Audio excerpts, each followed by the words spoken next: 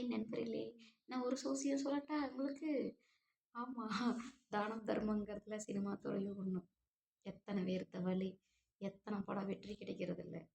எத்தன இழக்குறாங்க தெரியுமா? ம்.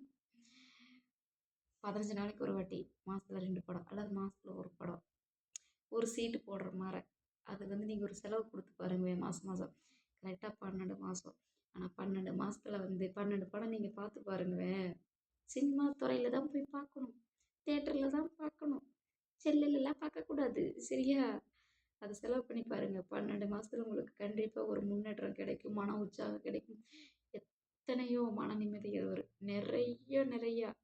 இப்போ ஒண்ணும் இல்ல. அந்த 3 மணி நேரம் நம்ம அந்த படம் பார்க்க போறேன். நான்லாம் படம் பார்த்ததில்ல. ஆமா. பார்ப்பேன். எப்பயாச்சும் வருஷத்துல 1 நாள் 2, 3 வருஷத்துக்கு ஒருக்கா. சரியா?